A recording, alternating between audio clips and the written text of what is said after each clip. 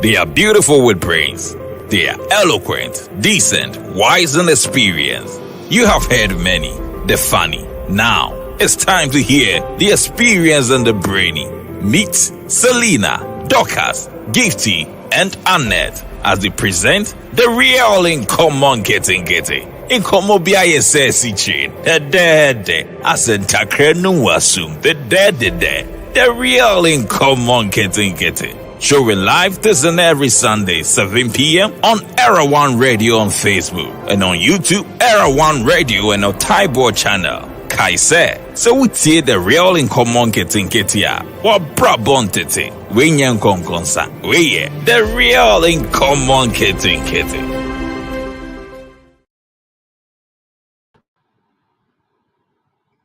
Welcome once again. Welcome. This is your host, Sam. I'd like to welcome you back to Hot Sports on Era One Radio. Today is Thursday, February 24th, and thank you for joining us. Last week we had a great session last week. I think we had a lot of discussion. We had a lot of we talked about so many topics. We talked about a lot of issues. We talked about a lot of solutions that we can actually use to eradicate most of these issues or problems we have facing the Black Stars. Today we're going to dive a little bit deeper into the problems that we talked about, the solutions, as well as the topic that is at hand right now, which is the fact that we're still trying to recruit European-based players, even with minimum experience, for the World Cup qualifications on March 24th against Nigeria and Cape Coast. Now, if this is your first time joining, welcome, and we pretty much just have we throw the topics out on the table and we just dissect it, open it up in so many sections, and just talk about it.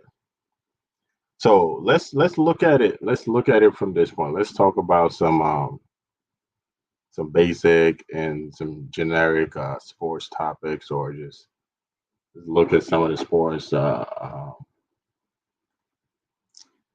scores around the world. Again, speaking of the world, we like to just say a quick prayer for what is going on between Russia and Ukraine.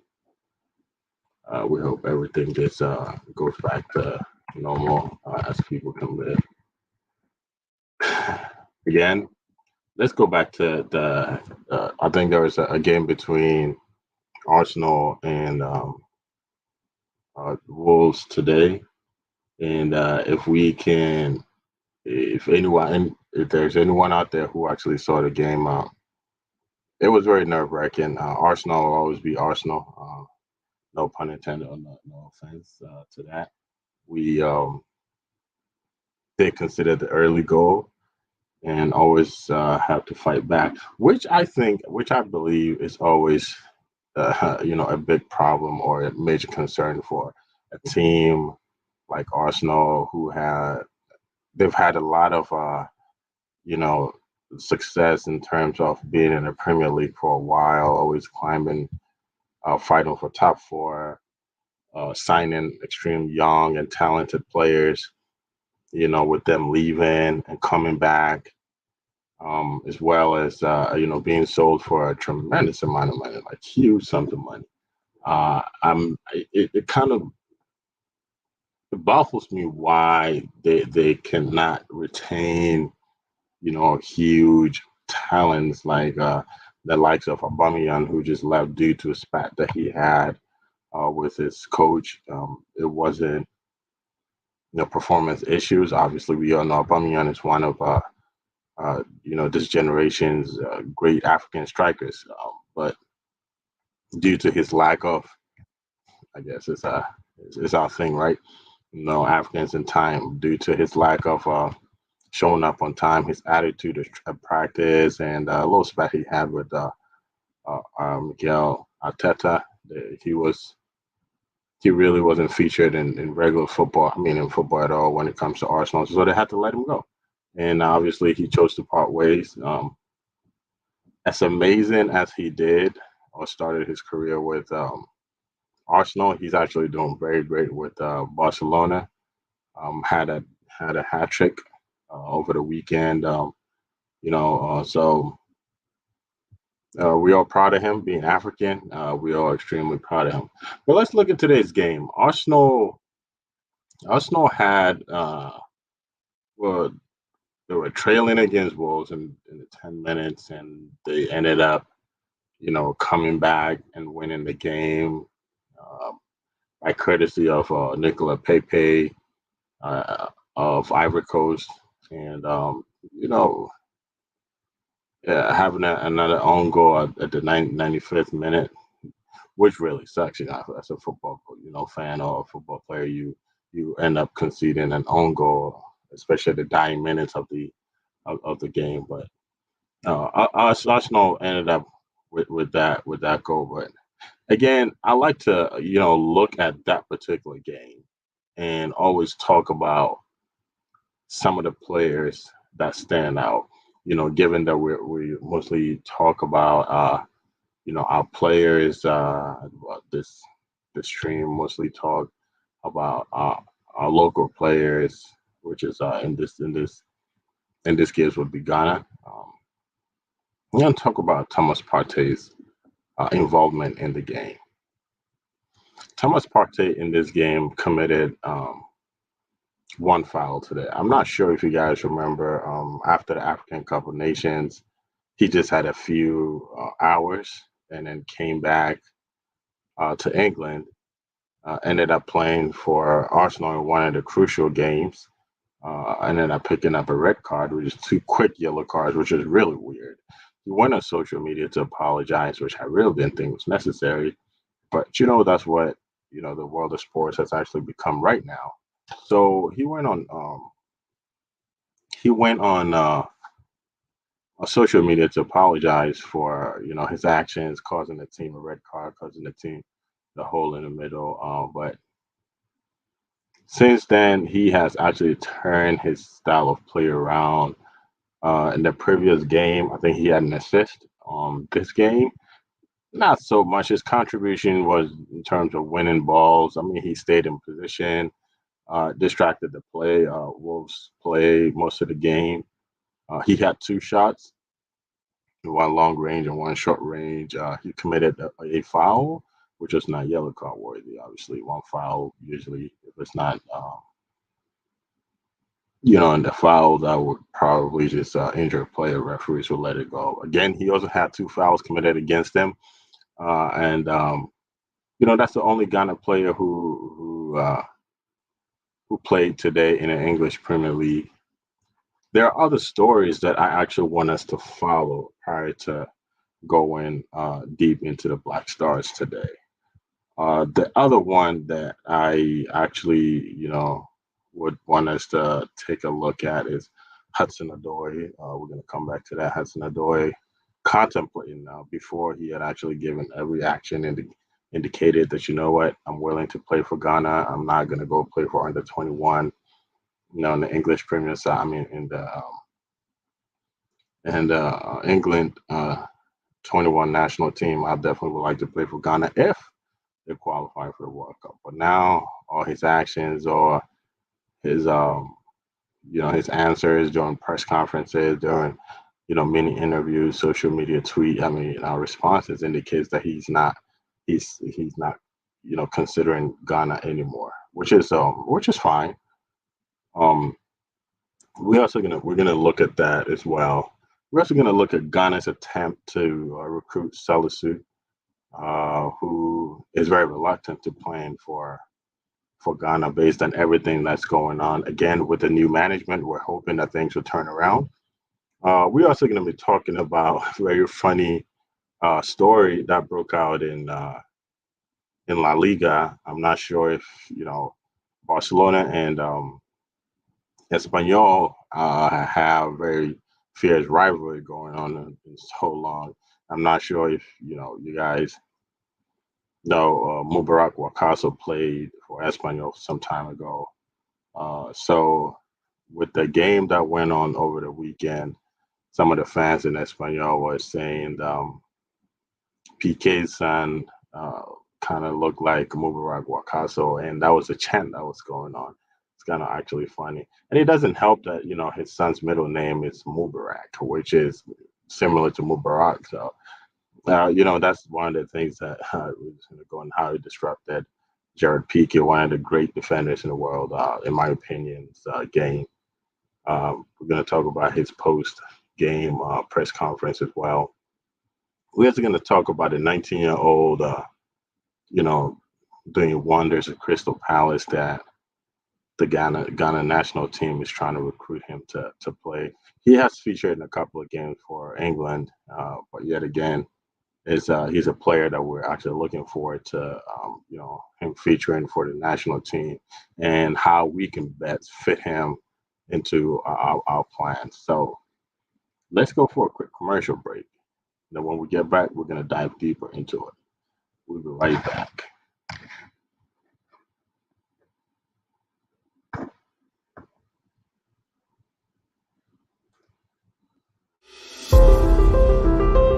They are four women. They are beautiful with brains. They are eloquent, decent, wise, and experienced. You have heard many, the funny. Now, it's time to hear the experience and the brainy. Meet Selena, Dorcas, Gifty, and Annette as they present the real in common getting. In Komobia says chain, a dead, as in Takrenu assume the dead. The real in common getting.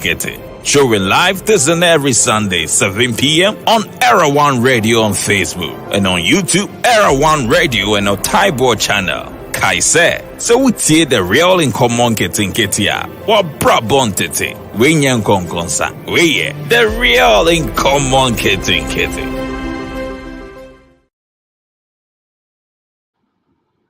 Welcome back again. If you're joining us, this is Era One Radio with your host Samuel. Sam for short. Either way, let's get let's dive deeper and talk about our local league in Ghana, which is we also call it the Premier League. Obviously, every top league in every country is considered a Premier League. But so I'm not sure, but there's been certain trends that in terms of football that's been going on that a lot of folks are actually happy about, including myself. And I think Ghana is great. Asamoah Gyan did it. And now Suleiman Tari is doing it. And that is after playing abroad, after playing in Europe for so many years and probably, phasing out in terms of being in the peak, they come home to play for a local league. The question is it good for Ghana football or is it bad? And this is where I my opinion comes in. I believe, it is probably one of the great things that, some of these players are doing, given the standard of play, given the magnitude of players that they actually are. You would always wish that, it's always, excuse me, it's going to be like that with the players every time they play, abroad, every time they have all these exposure outside, every time you feel like as if they have accomplished so much, you would wish that they will come home at least play for a little while and kind of give these young kids, kind of give these local players some of the knowledge that they have or that excuse me they have acquired in order for them to excel at not the same, but preferably to some level as they have excelled at. So Moyjan came back, and reports were saying that Kumasi Asante wanted to sign him, and the reports circulating around the nation and the sports world that he said he wanted a huge sum of $500,000 before he could play. And I thought it was ridiculous. I thought it was extremely high for a player to come back home and expect that much from a team or a local a team that does not really generate that much money, given exactly how football in Ghana has not been of interest to a lot of people. Um, Again, things did not work out based on speculations. He ended up playing for Lagos Stars, and he didn't really shine as much. But the first couple of games, based on his name, like I said, big, based on the magnitude of player that he is, based on the standard of player that he's actually made himself out to be. A lot of people came out there to watch, and that increased, you know, ticket sales and everything for jersey sales as well for some time until he actually left. Now he's contemplating on coming back, not just to come back, and it's something that we could definitely discuss again. Not just to come back, but also to join the Black Stars to face Nigeria, which I think is highly ridiculous. All right. Sam, are you talking about Samuel John? Yes, sir. So Okay. we have our first guest today, Jaffa Hammond. Um, Asamoah John, like I said, his plan to play for the Black Stars right now is it was in the air, but right now it's actually firm that he's actually training with one of the greatest, one of the best. When we talk about Ghana football trainees or athletic trainer, his name is Tito Lai, and he is Yeah. actually in the hands of Tito to train him to be one of the to be back in his quote unquote prime again, while we foregoing every aspect of uh, players that we have or the coaching staff has. So we are now about to rely on a player like Asamoah Gyan, who has actually played every single game. To me, that he can ever play at a competitive level. And But I'm sorry. Go ahead, Jeff. Sam, you realize what this is? I feel like this is part of like a bigger problem when it comes to Ghana national football, right? Mm, And this is so kind of like so much like the shining example, right? mm, We're revisionists. We keep trying to go back to recapture this past fame, this past solution that worked, instead of us sitting down to really think about, okay, where is football in 2022 and where is it going to be in 2025, mm, 2030, right? And, mm, and begin building for that. We don't have that mindset. We don't approach that mindset. We don't approach the problem with that mindset. mm, So, for instance, Milo took us to the Serbian coach took us to 2010 AFCON finals, took us to the quarterfinals of the World Cup. mm, So even 10 what 22 10 I mean 12 years after that, all of that has happened, his coaching career was done, right? But when things start now going well with all the string of Ghanaian coaches we're trying to have, we try to re-go capture that by going back to him, right? Not necessarily really sitting down to figure out, okay, what is the group of players that we have, what are we trying to achieve, and who is the best person out there who can get it for us. And I'm not saying that necessarily rules him out, but he seemed like he was like the automatic response. Oh, he's worked in the past, so let's go back to him. Is the same mentality that we take to selecting our squads, right? It's not based on meritocracy. It's not based on what somebody's doing today. And it's not based on their trajectory of where they're going to be tomorrow. It's what we know worked with this guy yesterday. It's the same reason why we continue depending on the AU brothers, right? AU brothers have shown us that, yeah, they gave us some shine in the 2010s, but they're not the solution for us going forward. And we keep doing that. And so now it's like, okay, the players didn't work out. We went and got the old coach, it didn't work out. So now instead of figuring out a way forward, we're trying to go recapture what Asamoah gave us when he was in his 20s. So for me, it's like that if that mindset shift doesn't happen, we'll continue having these conversations. But Long-winded way of introducing myself to the show. No, that's great. Thank you very much. I think it stems back to what we discussed last week about not having the ability, and to me, when it comes down to before we go for it. Kwame Barton is listening to us from England, and Dominic Teta. Thank you guys for joining in, watching us on YouTube. Shout out to you guys. But back to what we're saying. Last week we actually talked about this, and I think one thing about the nation when it comes to this Black Star. You can correct me if I'm wrong, Jeff, or you have another opinion, but I think we have the mentality of you know fear of failing, or we want to actually eat some kind of cake we did not prepare. We actually want to win trophies without putting in the work. We expect some of these coaches to come out of nowhere. We expect these coaches to come out of some kind of cave, have whatever, excuse me to say, like crappy team that we have, and kind of just blossom it into a huge, like, tremendous, amazing flower. And it goes back to Asamoah Jan, and we always want to live in this past glory of, yeah, historically Ghana has been great. Historically Ghana has been amazing when it comes to African football. Like I said, when you talk about the giants of African football, top three, Ghana is definitely up there, right? But historically, not currently. And we fail to realize that in order for us to get there, we actually have to depend on some of these new cast members coming in. And when they Yeah. come in, we have to be okay with them performing not at a high level as we expect them to, and then we expect them to make certain mistakes. And as they're making these mistakes, we can gradually just correct them. We can actually just guide them into the right path of, maybe as some more Johns, we can rely on their expertise.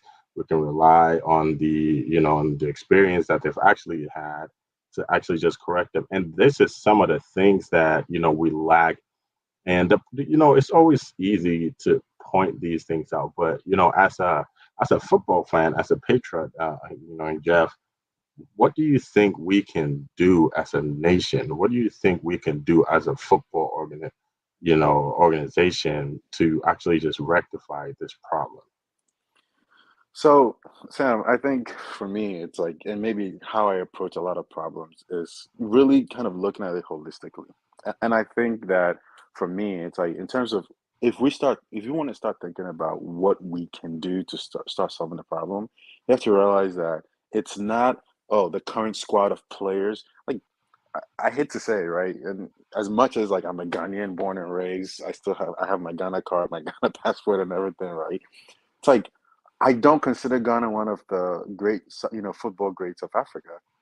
We've had some good streaks, we've had some good runs, but and I'm also speaking in the past 20, 30 years in my lifetime, Right, right. because it's like all the trophies that we have are from Abedi Pele's playing time. Mhm. Abedi Pele taking 1991, them going to lose to Ivory Coast. I was born in 1990. So for me, it's like in my lifetime, I cannot definitively say that.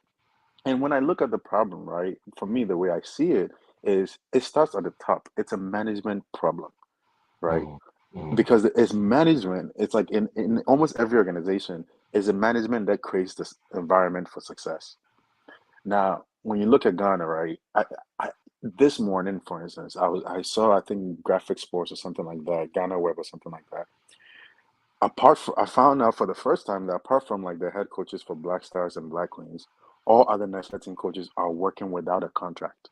Oh yeah. Charlie, it's working on a handshake basis, right? Mhm. Now, Mhm. what commitment would I have to, sacrifice and make sure that there's some success happening if at any given time you can one, I think this came out because they've not been paid for the past year, and I think they're saying that in December or November or something like that, they decided to pay them some of the back pay, and they paid them 4,000 cities, right?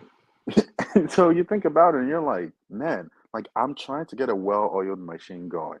I'm trying to get people who are going to support these players, who are going to scout, who are motivated and committed to doing their job, but I don't pay them. what expectation can I expect to get out of them? So for me, it's always been a management problem. Every time Ghana national football problems come up, it starts with the management and then goes down to the players, right? We've had a good string of like talented players who are plying their trade very well outside of Ghana in different leagues around, the world, right? When they come back home, when they come back to play for the national team, they are they're walking away from whatever management structures that they're playing in, and they're expecting to come and now try to fit into this management style, however is working, right? Mhm. But yeah, again, for people who are speaking from the outside looking in, if there really isn't a solid management structure in place, that is like you walk in and as you know, I'm a Manchester United fan. We've Mm. not been doing great, but even the worst players who come to Manchester United, after the first, second, or third, interviews, you can hear them. They start talking about like expectations of management, the culture, what it means to walk through the hallways and things like that. Those are not things necessarily that are being, put into them by just like the coaches, the head coaches, and like the management team. It's starting all the way at like the football directors, like at the very top of the organization. And so when you come in and you see this big apparatus, in place, you have to fall in line, right? You don't feel like you can come in and start dictating your way because there's this huge machine that is working. We don't have that in place. So until we start thinking about how to get that structure right, and I think I was hopeful when the whole Christina situation happened, and he was going out, thinking that okay, this is reckoning time to like sit down and restructure it. But I realized that hell, Christina she ended up being a blessing in disguise of sorts, because even though yeah he had his flaws, he was still captaining the ship in a way where there was some cohesive management structure to it. The moment he left, that's when you really saw the true problems that we have. So if you ask me, it doesn't start on the pitch. It doesn't start with the players and who we're recruiting. And because if you have a well-oiled machine, like when you go to recruit players, the presence of it alone gives them a sense of like the magnitude of what you're signing up for, and so they approach it with a serious mindset. But if we don't get that in place, like I don't know what the English version of it is, but in Chi, they be a bit preferable, Mm. because it's like whoever comes in goes and brings the players that who will commit themselves to him for hopefully like a year or two, and then after that, it's like you have players who choose to drop out of the national team because they want to focus on their club career, and it's like imagine being part of like the Brazil national team. Yeah, I think Neymar has, retired from, national football and came back and whatnot. But for them, it's a rare occurrence than us. For Mm. us, players end up because the management is not something that, instills any kind of commitment in you. And so we have to start thinking about how is the whole thing being managed, right? And it's easy to just point the finger and say, oh, it's the management, right? And we can get into the details of it. But on a whole, for me, it's like if once we start getting the front office right, we can start to expect some kind of success on the pitch. Yeah, you're absolutely correct. Now, with everything that you said, let me ask you this: do you think, with poor management being a factor, excuse me, which is trust me, it's not questionable. It's been seen and it's been pointed out for so many years. And like you're saying, Nyantachi being to me, I thought he was a scapegoat because I think he's not the only person doing it. He just happens to be the one, who got caught with his hand in the soup. Right now, do you think financially, finances being one of the biggest aspect when it comes to our football, in terms of trying to find a better way to divvy up money or to find money to pay these players. When I was doing my research sometime this week, I found out, and I said it last week. One of my friends played for one of the local leagues, and he makes it as low as 600 cities, which is roughly about $100, and that's how much he makes a month. And As a player, as a full player, time player. as a full time professional player, expected to come to practice, expected to come out and show out and show out for his team. Now, this is what he did. He said at some point he came to practice, and this is just an example of one of those things that we talked about. Like he comes to practice, and maybe he doesn't have the income or the money to take a cab home, so he asked the coach or the owner and said, "Hey, can I get like maybe $2 or maybe 20 cities to go home?" The funny thing is, the coach will pile up every money that he's given him throughout the whole, week, I mean, month or something. And if he's actually taking 150 cities from him, what he would do, he would take it out of the 600 that he would give him a month. Jesus. And this is what the players are going through, right? And granted, everything might be management. Do you think financially, right, if we can actually invest more in the local players, and I always say this, right, coming from a finance background, the money that you're actually gonna pay a local player to represent the Black Stars is gonna be ideally less than someone that you're calling from outside to Of come play. course.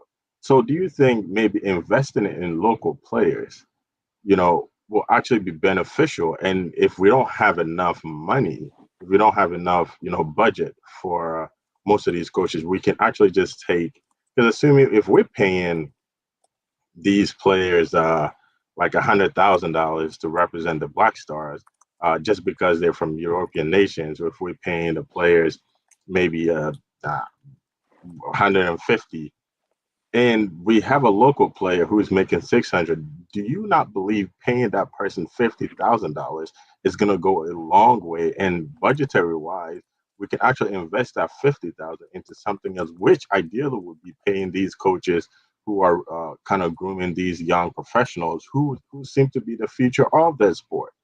Believe it or not, these young players are going to be the future of the sport. So, question I ask you and to our listeners, do you believe that investing in these local players will pave way for us to get some kind of cap, some kind of budgetary room for Hmm. us to invest money in other aspect or sections of the GFA? The short answer is yes, right? And from my perspective, the unfortunate thing is, and I think that's just true with regards to anything, right? If you want something to work out, if you usually invest money, time, and effort or labor into it, Mhm. usually you increase your chances of success. I'm not saying automatically you'll be successful, right? So the short answer is yes, but here's the problem, right? Is one, I see it as three things. One is it's going to take a growing period, Mhm. right? A period of growing pains for us to get through, weed out all the bad, habits and the bad actors who are, perpetuating those bad habits and all of that to Mhm. get to a point where we're like, okay, we're clicking on all gears, right? The problem with that is Ghanaians as a people, we like instant gratification. Mhm.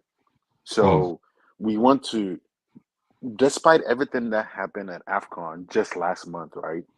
We play Nigeria next month. We just selected and appointed a new management team. Mhm. They're not gonna get the benefit of that growing period. If they go lose that game against Nigeria, 98% of radio hosts and TV analysts in Ghana will say, I see, these guys are not it. Get rid of them.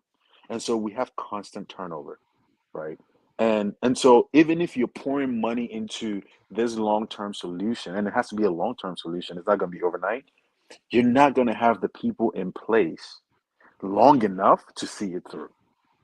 That's my biggest issue. One. Second thing is, and the reality of just anything related to Ghana is more money, more problems, Right, right? right. The more money you pump into it, the more attractive it becomes to the bad actors that you actually want to weed out.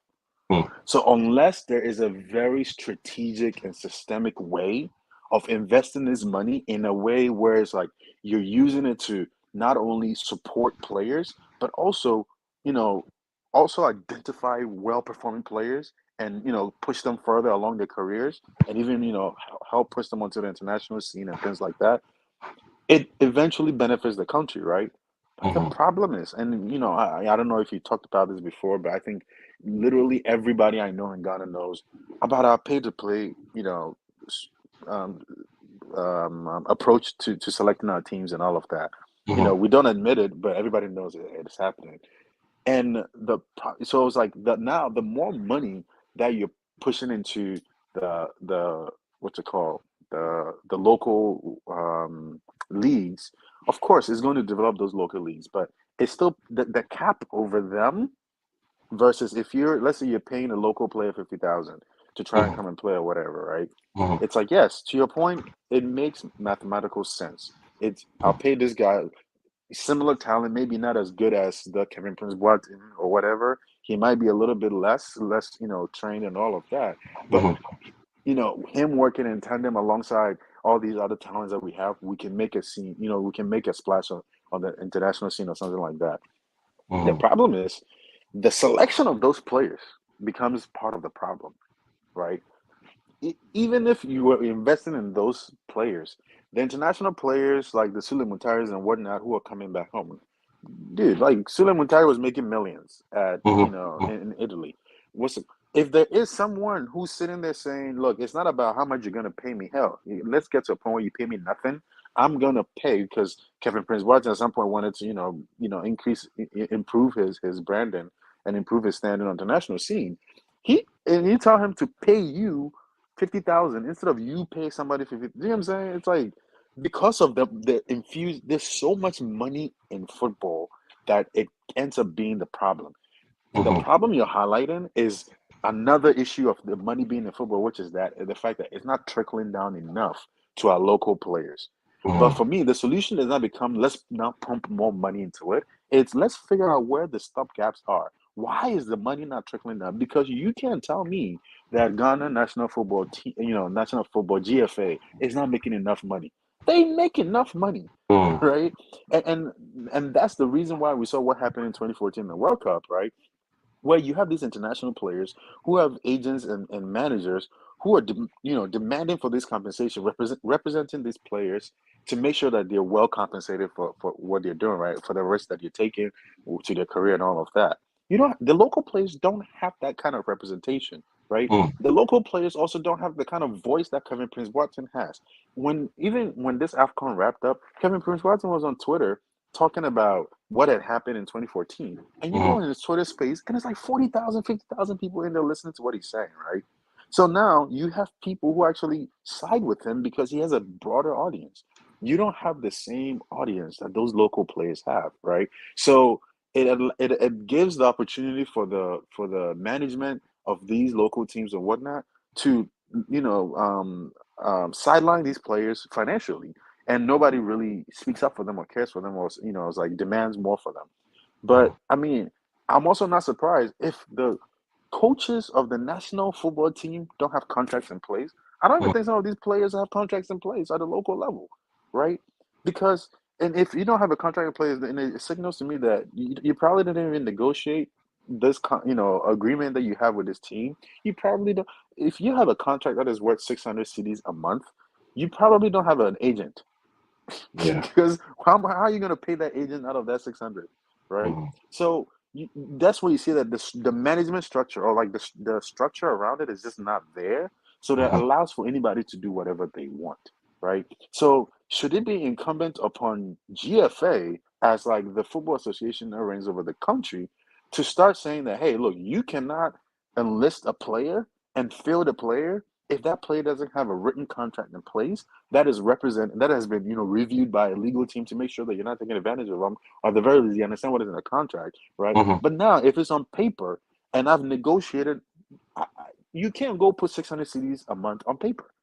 Do you know what I'm saying? It just doesn't make sense because there has to be some accounting, there has to be some balance against what you're saying you're paying your players and what you're earning, right, as a Right. team, Right. right? So it's like if the GFA has visibility to the fact that let's say a team in Ghana on a monthly basis you're making 240,000 CDs, and this is me just throwing a number out there, Right. and Right. you're paying your players 600 CDs, then the question is, well, where's the rest of the money going? Two, why aren't you paying your players what they do? Right? Mm-hmm. There needs to be more visibility. It's right now it's too much cloak and daggers. Like No one really knows how it works. Everybody thinks they know how it works, but nobody really knows how it works until you're behind the scenes. And I think it's just endemic. It's just like, symbolic of just how things in Ghana in general just work. And so until we get that, Jack, you can take $5 million and give it to a team to pay their players. It won't get into the hands of the players. So if you ask me, like we need to, I keep going back to the management of it, right? GFA has authority in some of these things, right? They need to start mandating some of these things, right? Revisit that criteria for what for teams signing up to be in the league and start addressing some of these things, right? Because if not, you will have the greatest talents ever on the to walk the streets of Ghana, and they will never make a splash. We'll never be able to reach the heights that we're going to reach because there isn't any structure that they're coming through. The US has these things in place. I'm not saying that they're the standard, and quite frankly, if you look at the world, they're not the standard when it comes to anything in football. But Right. it's like they're still able to compete at a high level with the best. They're still able to bring the best talent that they have. Even if you're in the middle of the east of nowhere in Pennsylvania, they'll find you and bring you through the system because it's been structured well. And so if we go back to that structure, right, let's get that outer shell structure in place.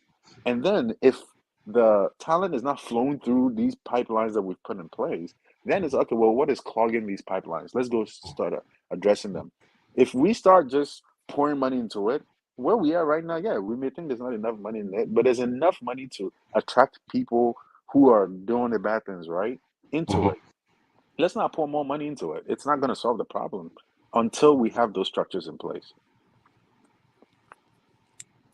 Well, thank you for your thoughts. We actually do have uh, just two topics that I actually want to get your opinion on. But before we get to that and wrap up this show with those two topics, let's go for a quick commercial break from our sponsors, and we will be right back. Please stay tuned. Hello, beautiful people of Ghana. This is Banahine Specialist Hospital. We are so excited to announce to our people Ghana that we are finally opened and we are accepting patients. At Banahine Specialist Hospital, our extraordinary physicians and nurses are here to provide a high quality medical service to our extraordinary patients. Our services include primary care services, maternal, neonatal, and pediatric services. We also have an in-house pharmacy. We have x-ray and laboratory services available to you. Come to us for all your healthcare needs and you will be happy you did because we believe the health is wealth. Thank you and stay blessed.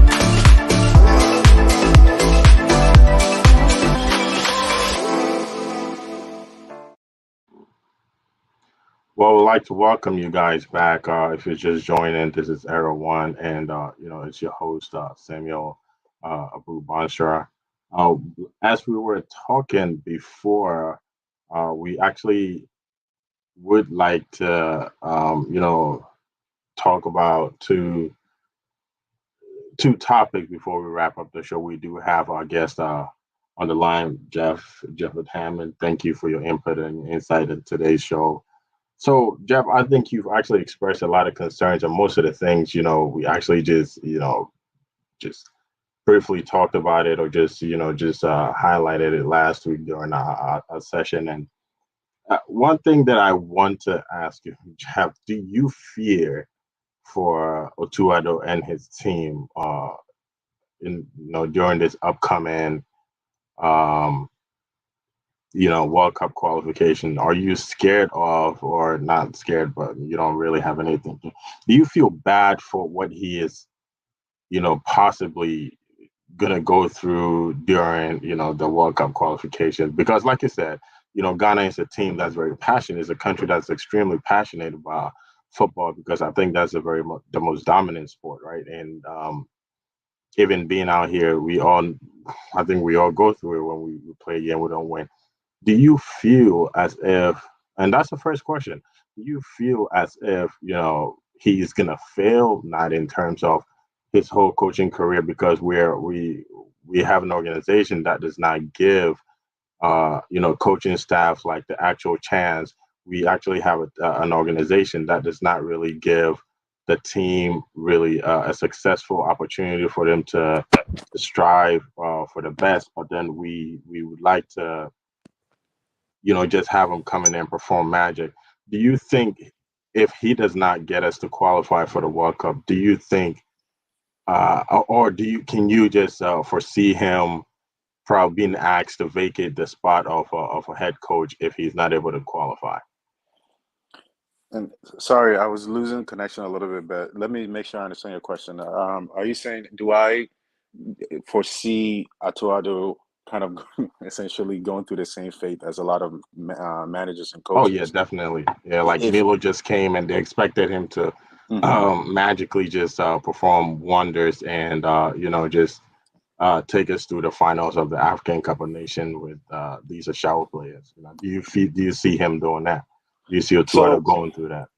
so I think, I feel like there is a little bit of like a racial angle to it, right? Mm-hmm, And I will actually commend like the executive council that selected this management team, because I think that like when Milo came in, like, to be honest, like a lot of friends and a lot of people I know that I talked to were just like, the moment things were not going well, right? Because we had Sika Akono before him, and then mm-hmm, before him we had Kwesi Appiah, right? So it seems like we wanted to kind of go like the same route that Senegal has gone, and they've clearly been successful. And when it wasn't working out or we weren't getting the results we wanted, we went back to like our old ways of, well, what is right, what is white is right, type mm-hmm, of thing. And I think that they've realized that, one, there wasn't backlash when what's it called was selected, but then two, there was also the fact that, yes, it's like you went for him, but then the treatment that he was getting, because and these are all unfounded rumors, mm-hmm. but from what I understand, he was getting paid multiples of what Kwesi and Siki Akono were getting paid, right? Definitely, yeah. Right. And so it And seems like that's also another topic of discussion for another day. yeah. So, but yeah, you're But right. yeah, Go ahead. so for me, there was like and the reason why I bring that racial part into it is the fact that I think when it comes to our own people, we have like this impatience, Mm, right?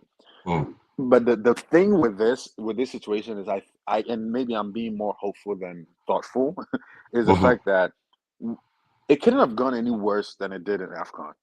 Like mm-hmm, AFCON was the lowest point, right?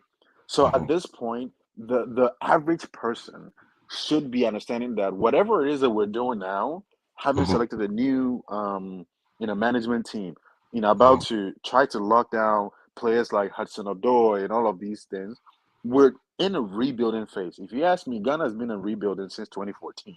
But the thing is, we haven't admitted to ourselves that we're right, rebuilding. Because when right. you admit it to yourself that you're rebuilding, even again, I'm a Manchester United fan. If you talk to me, I tell people I'm like, we're rebuilding. Like that's where Mm-hmm, I am. mm-hmm, This was I would say this was the first year that I had some expectation of a trophy for Manchester United, right? But if you mm-hmm, talk to me in the past like 6, 7 years, every season I look at kind of like what our window will look like, and it's like, yeah, okay, maybe we're not. But the thing is, Ghanaians don't have that, and because that's not what has been communicated, right, right. by the executive teams, by the GFA, by the Ministry of Youth and Sports, and all of that. Mm-hmm, Every time we select a new management, it's like, oh, we're very excited for this, person to come in and they're going to take us to new heights. Masa, to what? Like, the mm-hmm, person mm-hmm, doesn't come in and overnight to do that. I mm-hmm. think, at the very least, based on a little bit of what I've been hearing, there is a little bit of a understanding around the expectation being a little lower for these guys. Not necessarily because they can't achieve at the same. We don't expect them to achieve at the same level as like the previous managers, but because it's like we've hit such a low point that people just have this expectation that it's going to take a little bit of work to kind of get us back to a position of strength. The Mm-hmm. unfortunate thing is Ghanaians will lose to anybody, including Comoros, but they will never want to lose to Nigeria. Yeah, So, yeah. unfortunately for them, even though that understanding would be there if our qualifier were against like an Egypt, Senegal, or any other country, because it's Nigeria, Mm-hmm, people are going to overlook it and say, "Nah, you can't have us going to even if we lose to Nigeria, it has to be a very competitive match, where it's mm-hmm, like maybe on draws, and then we go and play some penalties, and we lose on penalties. People will be like, at the very least, we showed that we could compete, right? I mm-hmm. think people will understand that. But if it's a drubbing we go in there and we get knocked around like 3-0, 4-0, or something like that, they won't have that grace period.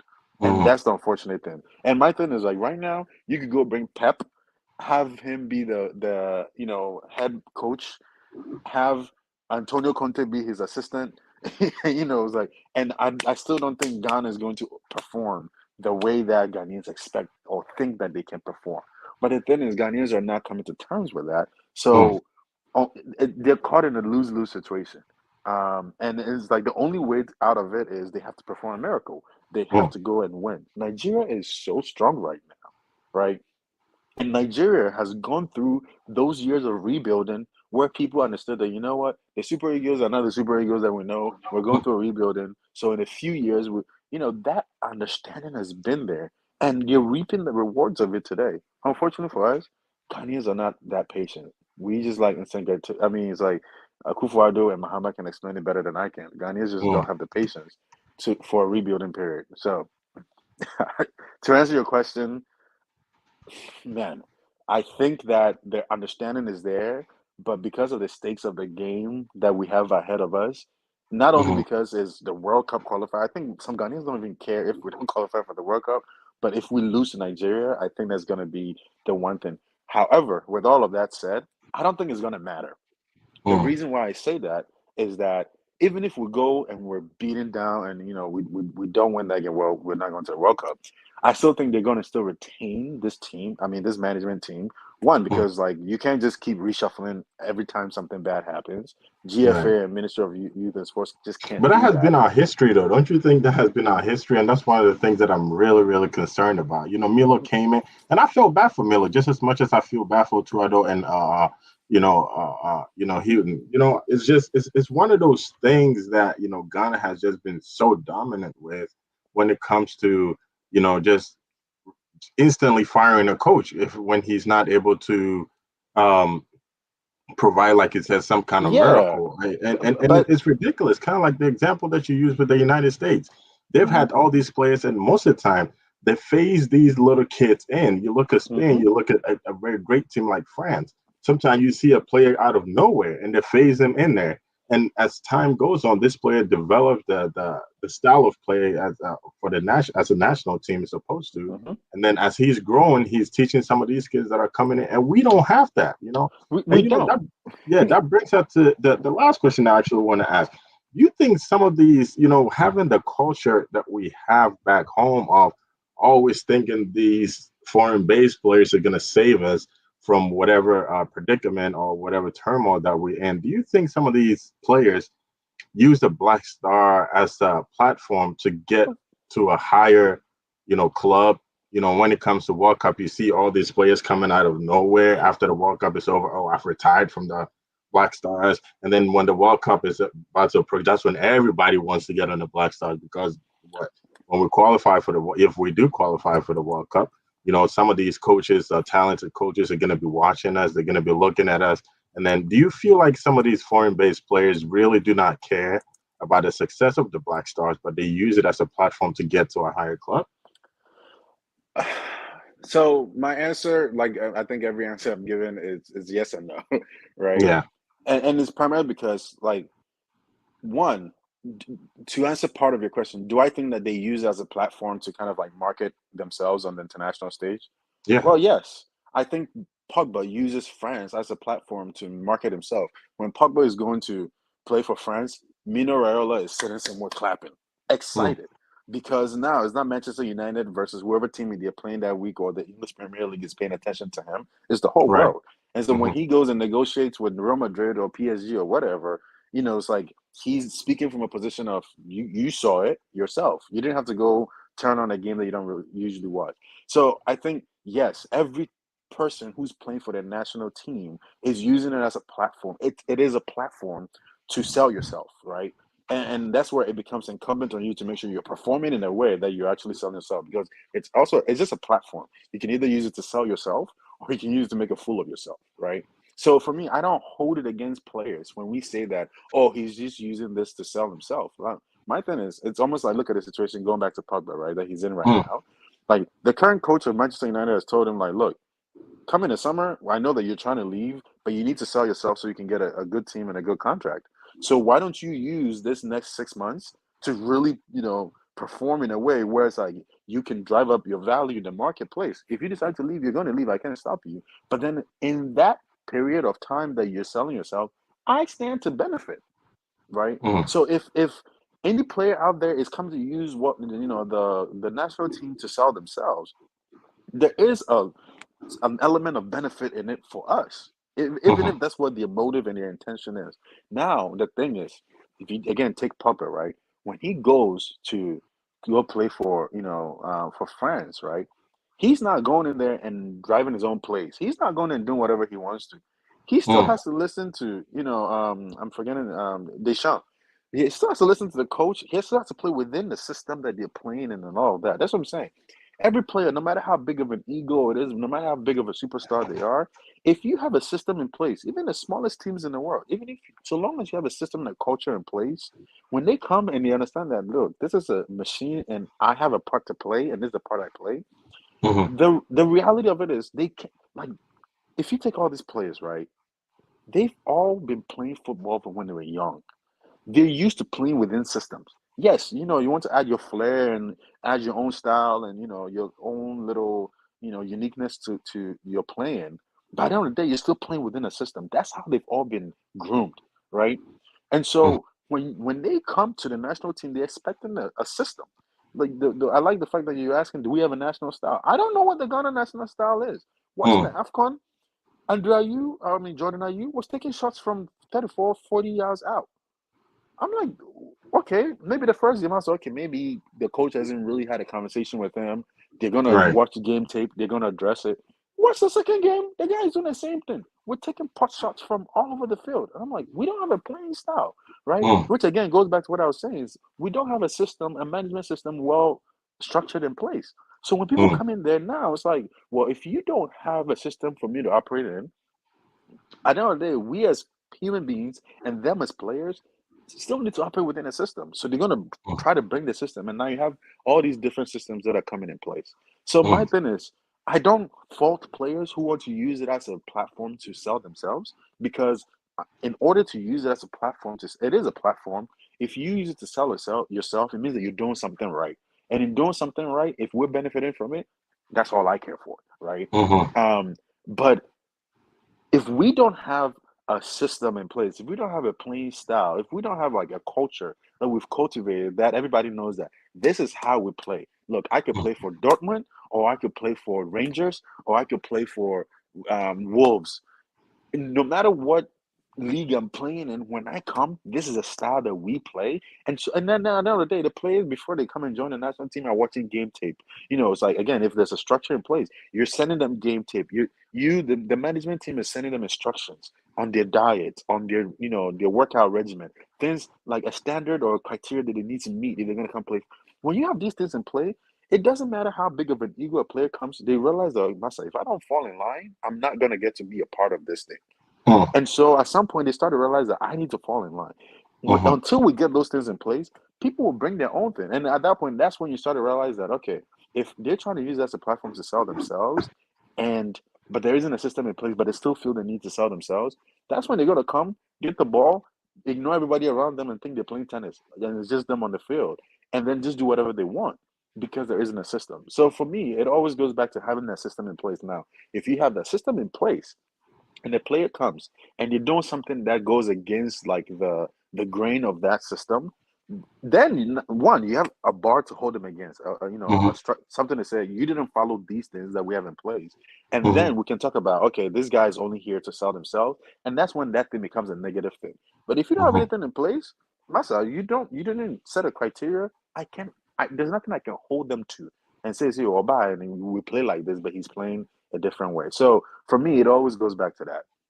Yeah, to concur with what you're saying, the example that you gave with Pogba, he goes to the national team, he performs at an extremely high level.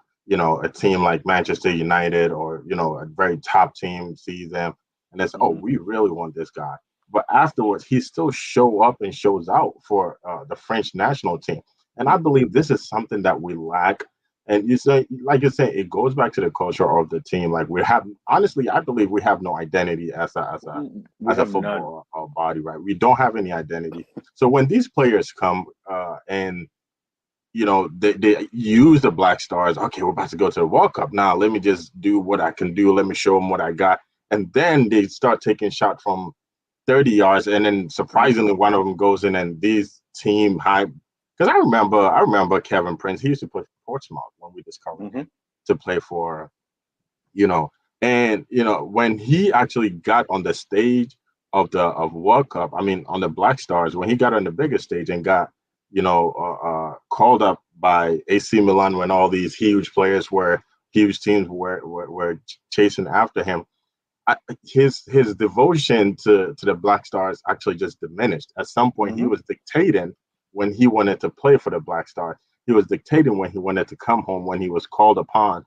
And that's the question. Like, do you believe some of these players they just use it, of course, like to market themselves, and when they do, they don't show up like the Pogbas. They don't show up like the Kantes. They don't show up like the Zlatans, even though they don't wear the jersey with pride. But after they just get that, exposure to go to a bigger Hmm. team, they think that's it until there's another World Cup. And, I believe at some point Kevin Prince retired from the, or not even Kevin, National I'm team. sorry, the RU brothers retired from the, Yeah. from the national team for a couple of years. And then when we started playing friendly games in Europe, that's when they came back. And I'm not sure how we can actually just break that gap, that bridge that we have, between players just using the Black Stars or the national team as a way of just selling themselves, versus just playing for the national team as a way as pride and also wearing the colors to uplift exactly what we have. Yeah, But Sam, but and let me know if how we're doing on time. right, right.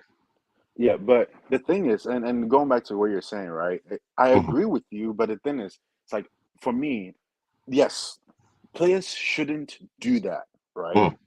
But the thing is, what rule within a team, whether it's a written rule or it's a de facto rule or it's just kind of like an unwritten rule that we all buy into, which is what culture really is, right? And Hmm. like the identity of a team. What rules are they breaking? Do you get what I'm saying? We don't have one. So yes, you and I see it, and we're like, okay, clearly they're doing this to the. But the thing is, how do we hold them accountable? How are we saying, hey, look, again, you go to Papa goes to France, right?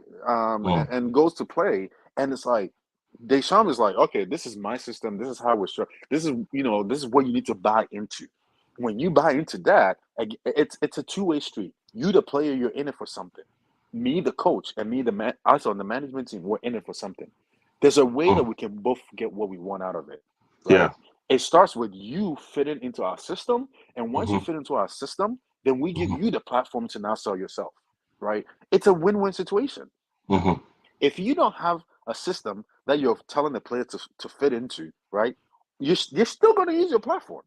They're still going to use your platform, right? So my thing is, I'm yet to see outside of like when the Kevin Prince Boateng and Sule Muntari situation happened, where the GFA is like these two players are being punished or or whatever they did. I don't remember, but I'm yet to see any kind of like action taken against players by GFA in a way where it's like punitive because they've gone against like the code of conduct or and I'm not talking about like the written code of conduct like don't go drink and drive don't those Hmm. are just common sense social contracts, right? But more Right. so it's like they've gone against like the code of the team, it's like they've gone against like the identity of the team. They've done something that has gone against the grain of who we are as a Hmm. team. No team, no one in the GFA history has been punished for that because there isn't one for them to go against, Hmm. right? So the thing is, Bonidia, everybody can tell when something is not right. All So we right. all kind of get the feeling like, come on, man, this guy's just using us to gain something. Hmm. That that is like the extent of where it goes. It's an inkling that we have. But there's not anything we can point to and say, see, usually we do A, B, C, and D as a national team. This is our identity. And when this guy came, clearly he went the other way. And so, for the sake of like the team unity and like the team's progress, we're taking him out because it disrupts the team progress. We don't have Mhm. one. And Tesura Muntari, he's bringing either what he's picked up playing a Udinese, and because that's what works for him, Mhm. and that's what he understands. And we now are praying that when Koja Samoa comes, it works well with what he's playing at Juventus. Because do you know what I'm saying? It's like we're running a national team on hope and prayer. Mhm. There's no strategy in place, right? And then this is what happens, right? Because at the very and I'm not even saying this addresses the problem, right? But this is part of the problem. Mhm. We know how things work in Ghana. So when going back to like the example I gave earlier with Akufo-Addo and Mahama, right? It's when one political party or one administration comes in, there's a zero sum game, right? They scrap Mhm. everything that you're doing and then they try to start their own thing, right? There's the same problem with GFA, right? So when this management team leaves, when Milo and his team leaves, you know, for me, there should be a question going out to Otto and his management team of what is the analysis that is being done to see what was Milo and his team doing right and where Mhm. were they going wrong, and Mhm. how do we establish some continuity for the things that they were doing right that was Mhm. working well, because you can't say everything was not working well, right? Right. There were some Right. things that were working well, so how do we continue those things, because it is in those small elements of like everyday things that we do and habits that we start to develop a culture and an identity, right? Mhm. So how do we continue those things, and then for the things that were not working, why were they not working? Do we need to tweak something instead of now a whole management team coming in and start picking out a whole new fresh board of ideas to go run on? We just It becomes a revolving door and there's no identity happening, right? So one, it's like we should try to limit this revolving door of coaches coming in and coming out, because every coach who comes in, yes, it's like they try to buy into the organization's broader ethos, but they Mhm. still have their playing style. They still have, Marino comes, he's going to park the bus no matter who what team you give him, right? And things like that. So they have their own style, but they still want to buy into what the organization is. Our organization doesn't have any identity. So now it takes on fully the identity of whoever is the coach today. Unfortunately for us, we don't have one coach for more than 10 years or Mhm. 5 years or 3 years. So No, now you have this, not even three. I think yeah. that yeah, yeah. So you So have it changing every other day. Now, the thing is, if you have a player like Andrea Yu, who has been there longer than any coach, right? Now he knows more how this ship runs than you do. So if he doesn't agree with you, he knows how to work the system to his advantage, because he's had to work the system to his advantage every time a coach came and left, right? mhm. And Mhm. so there is no continuity. There's no one in there throughout all his entire tenure with the national team who can hold him accountable to something that he said in 2012, Yeah. because nobody was there, right? It's a whole new group of people who are now in the management team. So that lack of continuity is also a huge problem, because it doesn't set that groundwork to build any kind of cultural identity on. And it is in Mhm. those culture and identity elements that we'll have that we can begin holding players to it. So if one of the things the way we have is, look, we don't care how big of a superstar you are, Kevin Prince Boateng, or you could be Hudson Odoi or whoever you're coming to the team. Here's what we do as a team. To be honest, if you ask most people, most Ghanaians, most players, former players who have played in the Ghana national team, it's like Jama.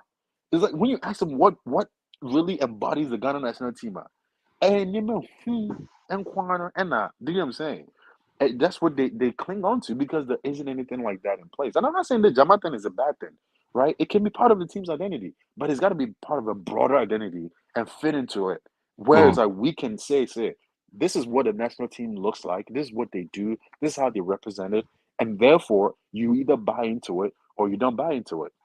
And until we do that now, every time a player comes in, they're going to look around and say, I think, see, I will give them the benefit of the doubt that on day one, if you the very first day you get called up to your national team, I'm sure you're going to be like, wow, okay, this is a huge blessing and a huge, responsibility. Mhm. But with that, there's going to be some inkling in you of, okay, let me reach out to them and see, okay, what are the next steps? What do I do? Yeah. That is like the very initial idea of, I understand it's a bigger organization and there's a system in place. So now I need to start figuring out how I fit into it, right? Mhm. If in those initial stages, you reach out and you're like, oh, yeah, you do you know what I'm saying? There really isn't anything and place any structure in place, you start to develop the understanding of, oh, okay, well, okay, I guess I figured this out on my own. Okay, I guess Mm, I figured this out on my own.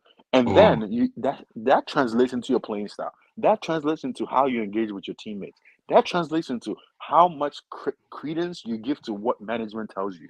And mm, especially if you've now been there for 3 years, and in those 3 years, there's been three different management teams, you know that me as a player, I'm going to last longer than you as a management team. And if anything, I need to make sure is I'm going to follow what has been working for me before you mm. came. Because after Yeah, you're gone, I'm still have to be here and make it work. yeah. So now, over time, whatever understanding of how they think they fit in that they develop now, that's what they and is working for them in their minds. Mm, That's what they're sticking with. And so maybe I overemphasize the management side of things, and that's just me. But until we get that part, some semblance of right, Jack, we will bring in the best players. We can have Messi on the right wing and Ronaldo running to, and it will not work because those players, Ronaldo, Messi, all the world class players, they still come in. The first conversation I'm sure they're having is, okay, well, what do you expect of me? What are like the criteria that, and then they let you know how much of that they can meet and where they're going to struggle and where there's going to be a gap, and then that's where you, the manager, you start working with them, right, to figure it. mm, That's how teams work. If you've ever played organized sports with a coach, those are the kind of conversations you're having with your coach when you first join a team. Is, hey, what are your expectations of me? How do I meet those expectations? Have an honest conversation to figure out, okay, this is where I'm able to meet those expectations. These are mm, expectations that I may not be able to meet, and I may need your help. And so let's mm, start working on those things. And those mm, become the things that you're working on in training, because again, you're trying to fit into a coaching system. But if we don't have that, Jack, we'll have this conversation 2 years from now. We'll have it 10 years from now, and it will be the same thing. And is and maybe if you ask me, those things, as much as we complain and say it's not working, it's working for some people. mm, That's the other problem. It's working for some people. There are people who are benefactors of it in a way where the lack of a structure, the lack of like accountability, the lack of like a responsibility to a certain criteria to meet a certain criteria works for them because it creates an environment for them to do whatever they want to do. So mm. there are some people that, as much as we're having this conversation, who are also putting a lot of thought and effort to make sure that the status quo remains, because if the status quo doesn't remain, it cuts off their daily bread. Mm. And so these are all things that we need to be looking at and see, okay, how do we overhaul this in a way where it's not just any other overhaul that we've done, but we need to start thinking of a 15, 20-year plan like the US did. Because in the 90s, the US national team was not Ghana. Ghana was beating the US national team in 2014, Oh yeah, right? yeah. So but today, I'm not putting any Ghana team, any lineup that we come up with against the US. So No. we need to start thinking along those 10, 15 year, that even if a coach, a manager comes in and he has to leave tomorrow, there's still some continuity there that whenever they come in, the new guy comes in, he has to buy into it and try to, it's like while you're doing the interviews, you have to try to identify how is this guy going to continue this Mm-hmm. fundamental structure that we have in place, and what new elements is he going to bring to it to help improve it. That's what the conversation should be about. Versus, I'm sure this, Otado and his guys who have just come in, they're having to do a lot of work because they're having to rebuild a lot of things from the ground up, and maybe are not even employing whatever. Again, this is all speculation on our part, but it's speculation based on what we've seen happen over the past 20 years. So Well, thank you for your input. It's like it actually just it opens things up a lot. And unfortunately, we ran out of time. We'd like to thank our listeners, our viewers, everybody on YouTube and Facebook, as well as our radio channel for listening to us. Come next week, Jeff pointed a lot of things out, and we'll definitely continue. We'll pick it up from there. But until then, we just hope that the culture changes in terms of football, management, whatever we're saying, whatever we talk about, whatever we discuss. Hopefully, it goes a much longer way than just the palm of our hands and our screens, as well as our phones. So thank you guys for listening in, and thank you, Jeff, our host, for tuning in today. And thank you for having me, man. yeah, yes, sir. Oh, anytime. And again. This is Era One Sports, Hot Sports with Sam, and I guess Jeff. Same time next week. See you. Hello, beautiful people of Ghana. This is Banahine Specialist Hospital. We are so excited to announce to our people Ghana that we are finally opened and we are accepting patients. At Banahine Specialist Hospital, our extraordinary physicians and nurses are here to provide a high-quality medical service to our extraordinary patients. Our services include primary care services, maternal, neonatal, and pediatric services. We also have an in-house pharmacy. We have x-ray and laboratory services available to you. Come to us for all your healthcare needs and you will be happy you did, because we believe that health is wealth. Thank you and stay blessed.